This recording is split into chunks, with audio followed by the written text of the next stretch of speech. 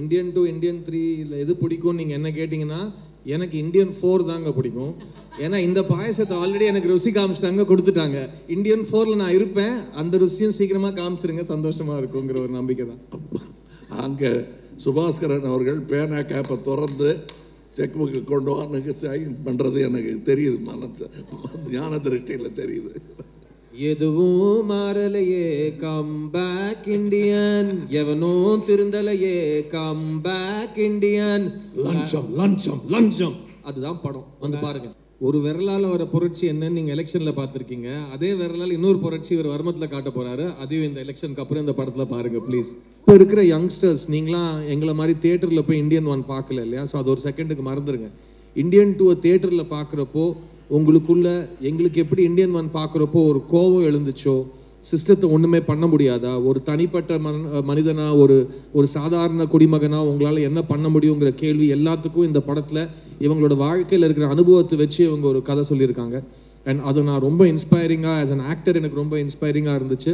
And டெஃபினட்டாக வரப்போகிற தலைமுறைக்கும் இந்த இந்தியன் 2 பேசுகிற இந்த சமூக அக்கறை, ஒரு இண்டிவிஜுவல் சிட்டிசனோட ரெஸ்பான்சிபிலிட்டிஸ், இது எல்லாமே ரொம்ப அழுத்தமாக சொல்லியிருக்காங்க. So please come to the theatre on July 12th for these two legends, but also to see a new cinema and to see இது வரைக்கும் நீங்கள் பார்க்காத, இப்போ எல்லாரும் ஊழல் பற்றி நிறைய படம் எடுத்துட்டோம்னு சொல்கிறாங்க, பட் ஊழலை பற்றி இந்த அளவுக்கு ஜீரோ டாலரன்ஸோடு எடுக்கப்பட்ட படம் Indian 2. I can guarantee you it will be a very memorable and refreshing experience for you. And இதை தாண்டி நான் 2 பேர்கிட்டையும் நான் ரொம்ப நாளாக வெயிட் பண்ணிட்டு இருக்கேன். ஒரு 2 சின்ன கேள்வி கேட்டுடுறேன். ஃபர்ஸ்ட்டு சங்கர் சார் கேட்டுடுறேன். சங்கர் சார், நீங்கள் ஒரே நேரத்தில் Indian 2 Indian 3 and game changer எடுத்திருக்கீங்க. ஐ திங்க் இன் வேர்ல்டு ஹிஸ்ட்ரியில் யாருமே இந்த மாதிரி 3 படங்களை ஒரே நேரத்தில் எடுத்தது கிடையாது. அதை பற்றின ஒரு just your personal feeling about that, எப்படி உங்களால் பண்ண முடியுது? பிகாஸ் நான் அவங்கள நேரில் பார்த்துருக்கேன். அவர் வாய்ஸ் கூட ரைஸ் பண்ண மாட்டாருங்க, அவர் செட்டில் கத்தியே பேச மாட்டார். ஆனால் அவர் அந்த ஒரு ரூலர் மாதிரி செட்டை நடத்துவார், ஒரு எம்பரர் மாதிரி நடத்துவார். ஆனால் எங்கேயுமே ஒரு கோஷமே இல்லாமல் அவர் பண்ணுவார். It's unbelievable. அண்ட் நான் நேரில் பார்த்துருக்கேன். So daily Shankar sir set நாங்கள் பார்க்குறப்போ எப்படி இருக்கோ, உங்களுக்கு டெய்லி எல்லா செட்டுமே அப்படி இருக்கிறது. How to you deal with it and what is your experience? இது நான் எதிர்பார்க்கவே இல்லை ஆக்சுவலாக, இப்படி ஒரு சுச்சுவேஷன் வரும்ன்ட்டு. ஒரு படம் முடிச்சுட்டு தான் அடுத்த படம் பண்ணுங்கிறது தான் என்னோடய பாலிசி. ஆனால் சூழ்நிலை ஒரே நேரத்தில் 2 படம், அந்த இது 3 படமாக வர பார்ட் 3 வர ஆயிடுச்சு. சுச்சுவேஷன் வந்துருச்சு. லைக் ஓகே, நீச்சல் அடித்து தான் அவனை எதிர் நீச்சல் அடித்து அவனை குதிச்சாச்சு. ஸோ நான் நீச்சல் அடிச்சிட்டு இருக்கிறேன்.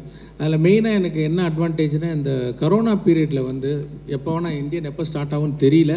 ஆனால் ஒரு வேளை ஸ்டார்ட் ஆச்சுன்னா நம்ம தயாராக இருக்கணுன்ட்டு இந்த கரோனா பீரியட் பூரா உட்காந்து இந்தியனுக்கு உண்டான எல்லா வேலைகளையும் முடிச்சிட்டேன். ரைட்டிங் ஒர்க்கு, அப்புறம் ப்ராப்பர்ட்டிஸ் லிஸ்ட்டு, காஸ்டியூம்ஸு, என்னென்ன ப்ரீ ப்ரொடக்ஷன் ஒர்க் இருக்கோ எல்லாத்தையும் முடித்து வச்சுட்டேன். நேராக போனால் கேமரா பிரித்து ஷூட் பண்ண வேண்டியதான். அந்த அளவுக்கு நான் தயாராகிட்டு அப்புறமும் எனக்கு டைம் இருந்ததுனால நான் வேறு சில கதைகள்லாம் பண்ணேன். ஸோ எனக்கு 2 படம் பண்ணும்போது இது எனக்கு பெரிய ப்ளஸ்ஸாக இருந்தது. ஏன்னா எல்லா ப்ரெப் ஒர்க்ஸும் முடிஞ்சு போயிட்டதுனால இந்தியனை பொறுத்த வரைக்கும் எனக்கு இன்னும் அதிகமாக டைம்ஸ் பண்ண வேண்டிய அவசியம் இல்லாமல் இருந்ததுனால என்னால் இன்னொரு படம் பண்ண முடிஞ்சது. நிறைய கோடிகளை இன்வெஸ்ட் பண்ணி ஒரு படத்தை தைரியமாக ஆண்மையோட என்னுடைய ப்ராடக்ட் மேலே இருக்கிற நம்பிக்கையில் மட்டுமே கிட்டத்தட்ட இந்த 35 வருஷ ஓட்டம் மூச்சு வாங்குது. இந்த படத்துக்கு அப்புறம் நம்ம படம் எடுக்கலாமா வேண்டாமாங்கிற அளவுக்கு நிறைய பிரச்சனைகள், நிறைய போராட்டம். இந்த படம் ரிலீஸ் பண்ணும்போதும் ஒரு லெஜண்ட் கமல் சாரோடைய இந்தியன் 2 வரும்போது நம்ம படத்தை விடலாமா, அப்போ நிறைய யோசனைகள் இருக்கும். இது பண்ணலாமா வேண்டாமா. என்னென்னா இதனால் நான் ஒரு 13 குழந்தைங்களோட வாழ்க்கை இருக்குதுல்ல, இந்த 13 பேரும் பெரிய ஸ்டார் ஆவாங்க. இது எல்லாத்தோட விஷயம், குழந்தைங்களுக்காக படம் எடுத்து ரொம்ப வருஷமாச்சு, ரொம்ப கிட்டத்தட்ட 40 வருஷமாச்சு. கொஞ்சம் கூட அருவருப்பாவோ அந்த மாதிரிலாம் இல்லாமல் இந்த காலத்து படங்களில் வயலன்ஸ் ஜாஸ்தி, டபுள் மீனிங், நானே நிறைய பண்ணியிருக்கேன், டபுள் மீனிங் படங்கள் நிறைய பண்ணியிருக்கேன். இந்த படத்தை பியூராக ஒரு படம் குடும்பத்தோட குழந்தைங்களோட பார்க்குறதுக்கான ஒரு படமாக நான் எடுத்திருக்கேன். இது போய் மக்கள்கிட்ட போய் சேரணும். அப்போ தான் எனக்கு அதர் ஃபில்மை பற்றி கவலையே கிடையாது. அந்த படத்துக்கு ஒரு பெரிய ஹைப் இருக்குது. அந்த படம் 1000 தேட்டர் ரிலீஸ் ஆகிறதுனால வர வர அந்த தேட்டர்ஸ் கொஞ்சம் குறையும் போது என்னுடைய தேட்டர் இன்க்ரீஸ் ஆகும். இது நேச்சுரலாக நடக்கிற ஒரு விஷயம். அப்படி நடக்கும்போது இந்த படத்தை பற்றின ஒரு சரியான ப்ரொமோஷன் போய் மக்கள்கிட்ட போய் சேரணும். விமர்சகர்களை நான் ரொம்ப அன்பாக கேட்டுக்கிறது, இந்த படம் நல்லா இல்லைன்னு சொல்லுங்கள், பிலோ ஆவரேஜ்னு சொல்லுங்கள், இல்லை மார்க்கே போடலன்னு சொல்லுங்கள், அது வேறு விஷயம். இந்த படத்தில் இல்லாத விஷயத்த சொல்கிறதுங்கிறது கொஞ்சம் மனசுக்கு வருத்தமாக இருக்குது. உதாரணத்துக்கு இந்த படத்தில் 13 பேரும் டிஃப்ரெண்ட் கேரக்டர்ஸ் பண்ணியிருக்காங்க. ஐயங்காளின்னு ஒரு பையன், அவனை நான் தனியாக காட்டுறேன். சாமி மேலே பக்தி உள்ள ஒரு குழந்தைன்னு ஒன்று காட்டுறேன், சயின்ஸ் படித்த ஒரு பையனை ஒருத்தரை காட்டுறேன், ரொம்ப அன்பான ஒரு பொண்ணை காட்டுறேன். இப்படி எல்லாரும் டிஃப்ரென்ஸ் பண்ணியிருக்கேன். அதை நான் டிஃப்ரென்சேஷன் பண்ணவே இல்லைன்னு போது என்னென்னா நீங்கள் சரியாக படம் பார்க்கலன்னு தோணுது, அதில் இன்னொரு தடவை நீங்கள் படம் பார்க்கணும்னு தோணுது. அது எனக்கு லாபம் தான். ஒரு தடவைக்கு பதிலாக 2 தடவை படம் பார்க்குறதுன்றது எனக்கு லாபமான விஷயந்தான். ஸோ ஒரு மனுஷனுடைய, ஒரு உண்மையான கலைஞனுடைய வாழ்க்கையில் விமர்சனங்கிற பேரில் அது விளையாடுற மாதிரி இருக்குது. அது ரொம்ப மனசுக்கு வருத்தமாக இருக்குது.